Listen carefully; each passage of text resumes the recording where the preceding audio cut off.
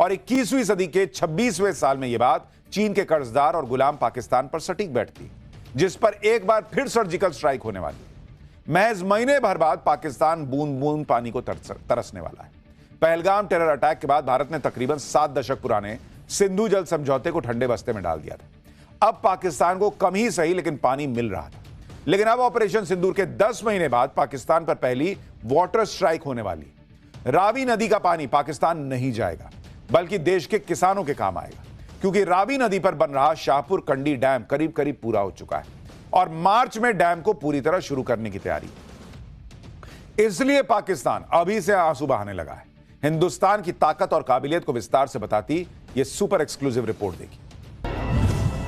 फरवरी में पाकिस्तान को मई वाले मंजर का डर क्यों?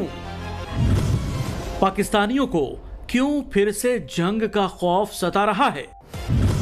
पाकिस्तान में पानी को लेकर फिर से हाहाकार क्यों मचा है? कराची में कामरान के अब्बा ने कनस्तर कंधे पर टांग लिए हैं। सियालकोट की जुबैदा खातून अपने पूरे खानदान के साथ टैंकर के सामने डटी हुई हैं और लाहौर के कमरुद्दीन को प्यासा मरने का खौफ सता रहा है। फरवरी का महीना है, लेकिन पाकिस्तान में जिन्ना के मुल्क के मई जून तक रेगिस्तान में तब्दील होने की मुनादी हो रही है। एक मुल्क जो अपनी नस्लों को नफरत की तालीम देता रहा है, एक मुल्क जिसका वजूद ही आतंक की नींव पर पड़ा है, एक मुल्क जिसके होने न होने से दुनिया को रत्ती भर भी फर्क नहीं पड़ता। उस मुल्क के साथ ऐसा ही होता है और पाकिस्तान में ऐसा ही हो रहा है। पाकिस्तानी तड़प रहे हैं, बूंद बूंद पानी को तरस रहे हैं। पाकिस्तान में बिना पानी का ये मातम यूं ही नहीं है और ये तो सिर्फ ट्रेलर है। पड़ोस के आतंकी मुल्क में पानी के लिए हाहाकार अभी और बढ़ने वाला है। सिंधु जल समझौता रुकने की सजा पाकिस्तान अब अच्छी तरह से भुगतने वाला है। जल्द ही रावी नदी का अतिरिक्त पानी पाकिस्तान में जाना पूरी तरह से बंद हो जाएगा। जानना चाहते हैं कैसे? तो ये रिपोर्ट देखिए। पाकिस्तान का भूखा पानी बंद होने जा रहा है क्योंकि रावी नदी पर शाहपुर कंडी बांध का काम अब पूरी तरीके से हो चुका है। 31 मार्च 2026 तक इसका काम पूरी तरीके से हो जाएगा, जिससे साफ तौर पे जम्मू कश्मीर के किसानों को और पंजाब के किसानों को फ़ायदा मिलने जा रहा है। तकरीबन 32,000 हेक्टेयर ज़मीन जो है, चाहे वो कठुआ के लोग हो, सांबा के लोग हो, वहाँ के किसानों को फ़ायदा मिलेगा सिंचाई के लिए। तो वहीं 5,000 हेक्टेयर ज़मीन जो है वो पंजाब के लोगों को सिंचाई के लिए फ़ायदा मिलेगा। रावी नदी पर बन रहा शाहपुर कंडी डैम बनकर करीब तैयार है। डैम का काम अंतिम चरण में है और अगले महीने यानी मार्च 2026 तक इसे पूरी तरह चालू कर दिया जाएगा। इसके बाद रावी नदी का पानी पाकिस्तान नहीं जाएगा, बल्कि देश के किसानों के काम आएगा। डैम के बन जाने से जम्मू कश्मीर के कठुआ और सांबा जिलों की करीब 32,000 हेक्टेयर जमीन को सिंचाई के लिए पानी मिलेगा। इसके साथ ही पंजाब में करीब 5,000 हेक्टेयर अतिरिक्त जमीन को पानी मिलेगा। यानी डैम के पूरी तरह तैयार हो जाने से 37,000 हेक्टेयर से ज्यादा कृषि भूमि को फायदा पहुंचेगा। इतना ही नहीं, कई मेगावाट बिजली उत्पादन भी होगा। और ये बात जम्मू कश्मीर के जल संसाधन मंत्री जावेद अहमद राणा ने टाइम्स नाउ नव भारत के साथ एक्सक्लूसिव बातचीत में बताई। ये तो बहुत बड़ी पुरानी डिमांड थी कि जो पैसा हमारा जो पानी नजायज पाकिस्तान में जाता था और वो पैसा हमारे लोगों को उस पानी से हमारे लोगों को फ़ायदा नहीं होता था। और खाली ये कंडी जो हमारा प्रोजेक्ट है ये सालों साल से पड़ा हुआ था, जो पेंडिंग था, और ये आज चालू हुआ है। तो इसका चालू होना चाहिए और ये इसके लिए मुबारकबाद आपको भी है। लेकिन उसके साथ साथ आपने देखा कि उमर साहब ने जो पीछे जब असेंबली में बोले थे तो उसमें हमारा एक प्रोजेक्ट ये भी है कि जम्मू शहर में पानी की बड़ी कमी है। अखनूर से जो पानी डाइवर्ट करके दरिया से हम जम्मू शहर को लाना चाहते हैं और ये तभी है कि जैसे ये ट्रीटी अब सस्पेंडेड है तो इसका फ़ायदा हम उठाना चाहते हैं और उम्मीद करते हैं कि इस चिनाब दरिया का पानी डाइवर्ट करके जम्मू शहर को देने से जम्मू शहर को फ़ायदा होगा। रावी नदी उन नदियों में शामिल है जिन पर भारत का पूरा अधिकार है, लेकिन पहले पानी को रोकने और सही तरीके से इस्तेमाल करने के लिए पर्याप्त इंतजाम नहीं थे। इसी वजह से हर साल बड़ी मात्रा में पानी बिना इस्तेमाल के पाकिस्तान की ओर बह जाता था। पानी का इस्तेमाल अभी तक पाकिस्तान करता था। सियालकोट शकरगढ़ इलाके में जो पानी था वो जाता था और इससे पाकिस्तान को काफ़ी करोड़ों का फ़ायदा भी हुआ है। लेकिन भारत की तरफ से पहलगाम आतंकी हमले के बाद साफ कहा गया था कि पानी और खून एक साथ नहीं बहेगा।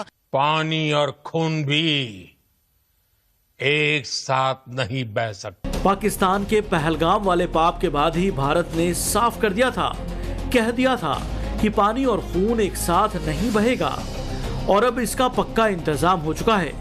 अब जरा इस डैम का किस्सा भी जानिए। रावी नदी पर इस परियोजना की कल्पना 1979 में की गई थी। 1982 में तत्कालीन प्रधानमंत्री इंदिरा गांधी ने इसकी नींव रखी थी। विवादों के चलते ये योजना दशकों तक अटकी रही। 2018 में मोदी सरकार के दखल के बाद काम ने रफ्तार पकड़ी और अब 46 साल बाद ये सपना पूरा होने जा रहा है। यानी 7.5 दशक तक रावी के पानी से पाकिस्तान मौज करता रहा और देश के किसान तरसते रहे।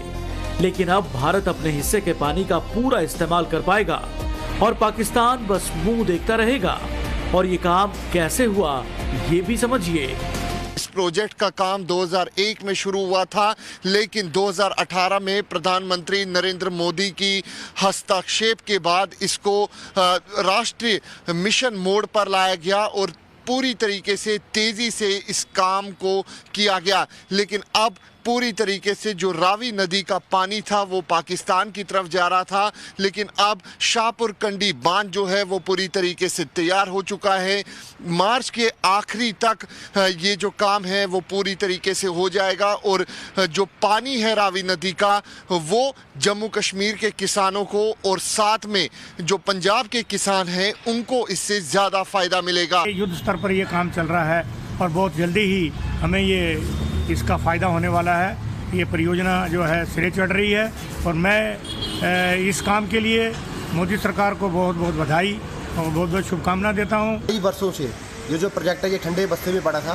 केंद्र सरकार की इंटरवेंशन से ये आज काम पूरा होने जा रहा है। और सबसे बड़ी बात है जो 32,000 हेक्टेयर भूमि जो उपजाऊ नहीं थी, उस भूमि पे कुछ नहीं उगता था, इसको कंडी कहते थे, लेकिन इस प्रोजेक्ट से आज कंडी नहीं रहेगी।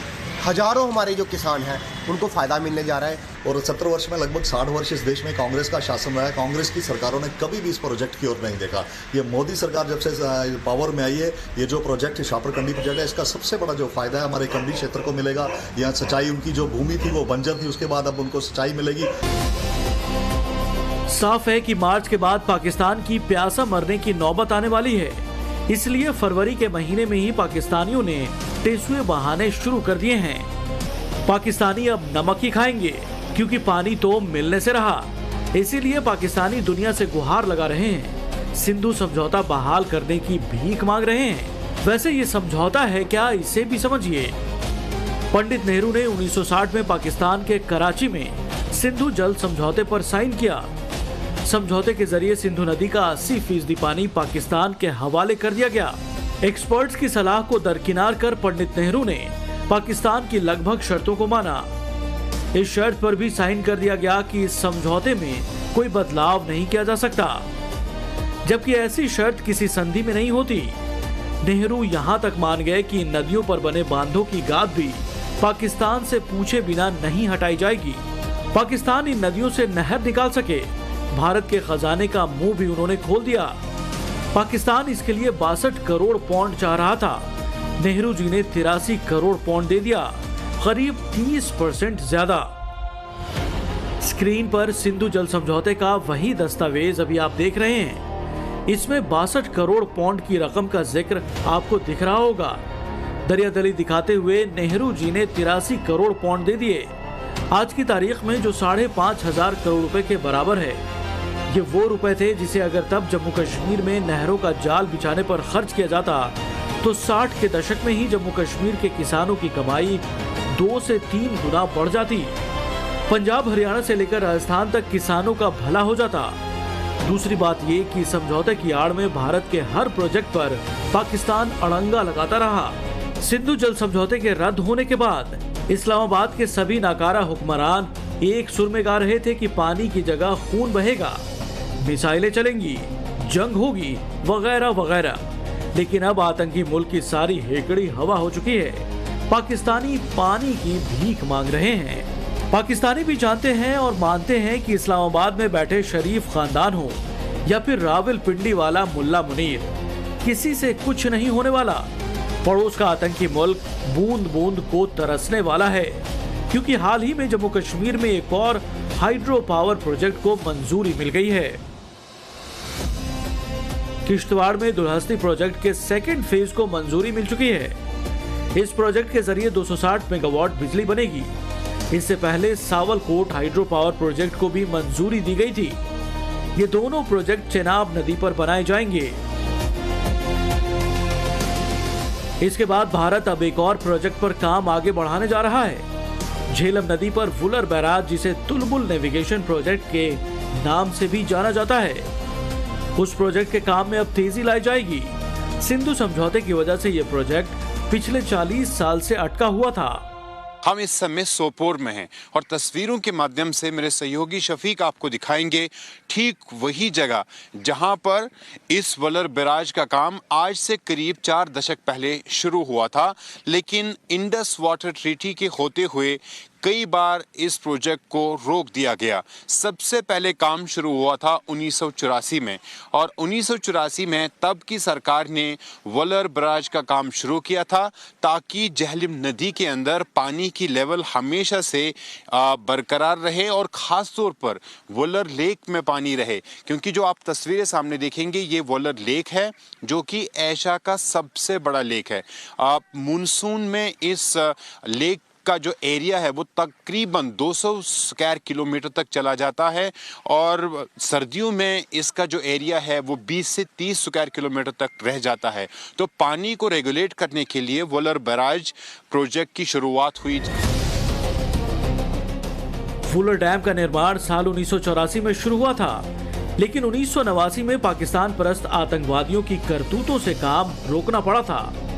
हालात थोड़ा सुधरे तो 2010 में परियोजना को फिर से शुरू करने की कोशिश की गई, लेकिन 2012 में सोपोर में आतंकी हमले के बाद मजदूरों को काम छोड़कर भागना पड़ा और काम फिर से ठप हो गया था। और आप सामने देखेंगे जो बैराज का बांध था उसे फिर तोड़ दिया गया, और ताकि जो पानी है वो फिर एक बार उसी तरीके से चले जिस तरीके से पहले चल रहा था। और बैराज के काम करते समय जो है इस बैराज जो झेलम नदी है यहाँ पर उससे डाइवर्ट भी किया गया था ताकि बिना किसी दिक्कत के इस बैराज का काम मुकम्मल हो जाए। क्योंकि झेलम नदी सबसे पहले जो बांडीपोरा डिस्ट्रिक्ट है वहाँ पर झेलम नदी वुलर के साथ मिलती हैं, और फिर यहाँ सोपोर में वुलर ख़त्म होता है। उसके बाद दोबारा से पानी जो है वो बारामुल्ला से होते हुए POK की तरफ रवाना होता है। तो इंडस वाटर ट्रीटी के चलते इस प्रोजेक्ट को रोक दिया गया था। अब जबकि शांति है और स्थिति काफ़ी बेहतर हुई है, तो जम्मू कश्मीर सरकार एक लक्ष्य के तौर पर, खास तौर पर जम्मू कश्मीर के मुख्यमंत्री उमर अब्दुल्ला कह रहे हैं कि इंडस वाटर ट्रीटी को अगर निलंबित किया गया है तो इसका फ़ायदा जो है जम्मू कश्मीर में रहने वाले लोगों को मिलना चाहिए। और शुरुआत शाहपुर कांडी डैम से हुई थी, और अब जाके सरकार इस वुलर बैराज को भी, इसका भी नवनिर्माण करने की सोच रही है। और साथ ही साथ ऐसे कई प्रोजेक्ट्स को दोबारा रेस्टोर किया जा रहा है, उन पर दोबारा से काम शुरू किया जा रहा है। जम्मू कश्मीर के बांदीपुरा में वुलर झील एशिया में मीठे पानी की बड़ी झीलों में से एक है। हाल में सरकार ने जम्मू कश्मीर के 14 टूरिस्ट प्लेस को फिर से खोलने का फैसला लिया है। इनमें वुलर झील भी एक है। यानी सिर्फ कहने की बात नहीं है, वाकई में पाकिस्तान का पानी परमानेंट बंद करने की तैयारी हो चुकी है। इसलिए इस्लामाबाद के हुक्मरानों को लेकर कराची के स्टूडियो में बैठे पत्रकार सब नीलम झेलम के नगमे गा रहे हैं। फरवरी की सर्दी में Pakistan. For more of such videos, do like, share and subscribe to ET Now Swadesh.